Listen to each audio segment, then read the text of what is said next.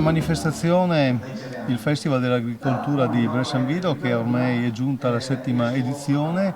Quindi chiediamo al sindaco come mai a Bressanvido questa vocazione per l'agricoltura.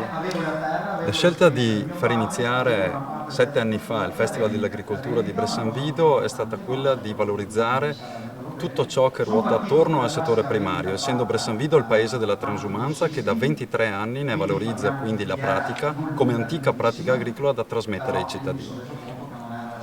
L'edizione di quest'anno? L'edizione di quest'anno è un'edizione ricca di eventi, un palinsesto ben strutturato che vede trattamento di argomenti, in particolare dell'ambito dell'allevamento e dell'agricoltura, ma non solo, sia per le imprese che si occupano di trasformazione dei prodotti alimentari a livello industriale, sia a livello di piccola produzione. Il rapporto con Veneto Agricoltura? Il rapporto con Veneto Agricoltura è un rapporto consolidato nel tempo, infatti ogni anno Veneto Agricoltura ha partecipato ai nostri incontri, creandone di propri e divulgando, aiutandoci a divulgare l'importanza di trasmettere i valori e i contenuti del festival.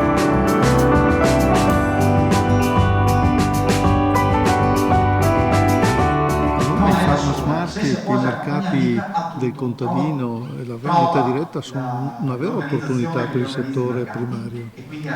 Allora, negli ultimi anni sono aumentati tantissimo il numero, erano 40 10 anni fa, adesso sono più di 100 e coinvolgono più di 600 operatori, imprese agricole e sono frequentati da più di 1,5 milioni di consumatori all'anno e producono un giro d'affari che abbiamo calcolato possa essere stimato in circa 40 milioni di euro.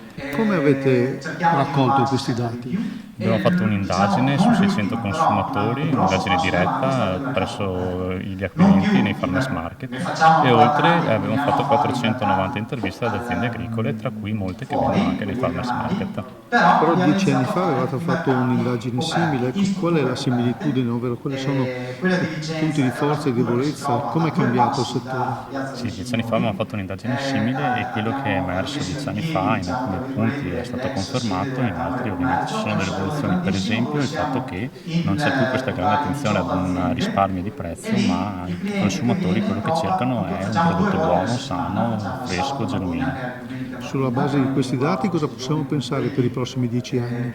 10 anni sono tanti da prevedere. Sicuramente la possibilità di vendere direttamente i propri prodotti per le aziende è un'opportunità sia in azienda che nei farmers market e i consumatori apprezzano questa modalità di vendita e di acquisto. L'online ha avuto un incremento a 2 cifre, 10 anni fa circa il 3% di aziende vendeva tramite e-commerce, adesso più del 15% e i consumatori hanno dichiarato 2 su 3 di aver aumentato di molto il loro acquisto online negli ultimi 3 anni.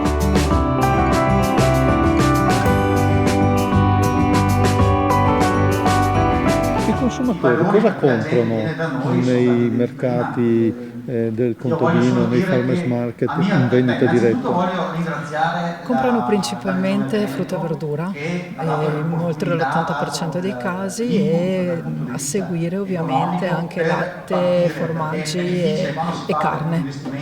Ecco, ma perché vanno nei farmers market alla vendita diretta?